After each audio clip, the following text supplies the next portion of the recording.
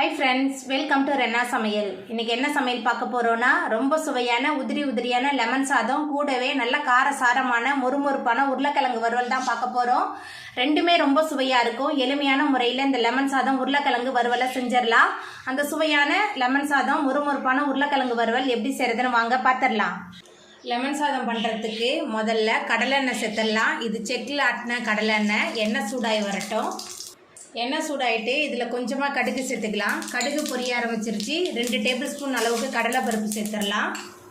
3 காய்ந்த மிளகாய் கிள்ளி வச்சுருக்கேன். காஞ்ச மிளகாய் சேர்த்துடலாம். 1 டேபிள் ஸ்பூன் அளவுக்கு இஞ்சி பொடியாக நறுக்குனது, கொஞ்சமாக கருவேப்பிலை, எல்லாத்தையும் சேர்த்துட்டு நல்லா வறுத்துடலாம். இஞ்சிலாம் சேர்த்துருக்கனால லெமன் சாதம் ரொம்ப சுவையாகவும் மணமாகவும் இருக்கும். குழந்தைங்களும் இந்த லெமன் சாதத்தை ரொம்ப விரும்பி சாப்பிடுவாங்க. இஞ்சி கடலைப்பருப்புலாம் நல்லா பொரிஞ்சு வந்துருச்சு. இப்போ இதில் 3 டேபிள் ஸ்பூன் அளவுக்கு வேர்க்கடலை எடுத்திருக்கேன். வேர்க்கடலை சேர்த்துடலாம். வேர்க்கடலை சேர்த்துட்டு நல்லா கலந்து விட்டுடலாம். வறுக்காத வேர்க்கடலை எடுத்தால் கடலைப்பருப்பு தாளிக்கும் போதே தாளிச்சிக்கலாம். நான் வறுத்த வேர்க்கடலை எடுத்துருக்கனால எல்லாமே நல்லா வறுபட்ட பிறகு தான் நான் வேர்க்கடலை சேர்த்துருக்கேன். வேர்க்கடலை சேர்த்துட்டு நல்லா பொரிய விட்டாச்சு. இப்போ இதில் 1 டேபிள் ஸ்பூன் அளவுக்கு மஞ்சள்தூள் சேர்த்துக்கலாம். பெருங்காயத்தூள் 1/2 ஸ்பூன், சாதத்துக்கு தேவையான அளவுக்கு உப்பு, எல்லாத்தையும் சேர்த்துட்டு மறுபடியும் நல்லா கலந்துடலாம். உப்பு மஞ்சத்தூள் எல்லாத்தையும் சேர்த்துட்டு நல்லா கலந்து விட்டாச்சு. இப்போ அடுப்பை ஆஃப் பண்ணிவிட்டு நம்ம எலுமிச்சை பழத்தோட சாறு சேர்த்துக்கலாம். இது 2 பழத்தோட சாறு.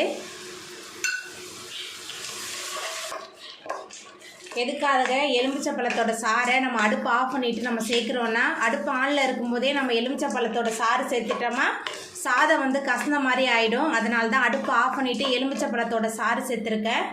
இப்போ இதில் நம்ம வடித்து வச்சுருக்கிற சாதத்தை சேர்த்துடலாம். இந்த சாதம் 4 பேர் தாராளமாக சாப்பிட்லாம். சாதத்தை சேர்த்துட்டு நல்லா கலந்து விட்டுடலாம். சாதத்தை சேர்த்துட்டு நல்லா கலந்து விட்டாச்சு. ரொம்ப உதிரியான சூப்பரான லெமன் சாதம் ரெடி ஆகிட்டு. உருளைக்கிழங்கு வறுவல் பண்ணுறதுக்கு 2 டேபிள் ஸ்பூன் அளவுக்கு எண்ணெய் சேர்த்துடலாம். எண்ணெய் சூடாகி வரட்டும். எண்ணெய் சூடாகிட்டு இதில் கொஞ்சமாக கடுகு சேர்த்துக்கலாம். கடுகு பொரிய ஆரம்பிச்சிருச்சு. கொஞ்சமாக கருவேப்பிலை சேர்த்துக்கலாம். இப்போ இதில் நீல வாக்கில் தோல் சீவி நறுக்கி வச்சுருக்கிற மீடியம் சைஸில் 5 உருளைக்கிழங்கு சேர்த்துக்கலாம். கூடவே 1 டேபிள் ஸ்பூன் அளவுக்கு தனி மிளகாய் தூள், உப்பு, மஞ்சத்தூள் 1/2 ஸ்பூன் எல்லாத்தையும் சேர்த்துட்டு நல்லா வதக்கி விட்டுடலாம். இந்த உருளைக்கிழங்கு வறுவலுக்கு நம்ம வெங்காயம் தக்காளிலாம் எதுவுமே சேர்க்க வேணாம். ரொம்ப சுவையாக இருக்கும். எளிமையான முறையில் டக்குன்னு செஞ்சிடலாம். நம்ம சேர்த்த உருளைக்கிழங்குலாம் நல்லா வெந்து வந்துடுச்சு. இப்போ இதில் 1 டேபிள் ஸ்பூன் அளவுக்கு சோம்புத்தூள் சேர்த்துக்கலாம். சோம்புத்தூள் சேர்க்கும்போது உருளைக்கிழங்கு வறுவல் நல்ல மணமாகவும் சுவையாகவும் இருக்கும். கடைசியாக கொஞ்சமாக பெருங்காயத்தூள் சேர்த்துட்டு நல்லா கலந்து விட்டுடலாம். பெருங்காயத்தூள் சோம்புத்தூள்லாம் சேர்த்துட்டு நல்லா கலந்து விட்டாச்சு. நம்மளோட சுவையான உருளைக்கிழங்கு வறுவல் சூப்பராக ரெடி ஆகிட்டு. இப்போ நம்ம அடுப்பு ஆஃப் பண்ணிடலாம். அவ்வளோதாங்க, ரொம்ப சுவையான லெமன் சாதம் மொறுமொறுப்பான உருளைக்கிழங்கு வறுவல் சூப்பராக ரெடி ஆகிட்டு. இந்த சுவையான லெமன் சாதம் உருளைக்கிழங்கு வறுவலை நீங்களும் உங்கள் வீட்டில் செஞ்சு பாருங்கள். இந்த வீடியோ உங்களுக்கு பிடிச்சிருந்தா லைக் பண்ணுங்கள், ஷேர் பண்ணுங்கள், கமெண்ட் பண்ணுங்கள், சப்ஸ்கிரைப் பண்ணுங்கள். அப்படியே பக்கத்தில் உள்ள பெல் பட்டனையும் கிளிக் பண்ணிடுங்க. நன்றி.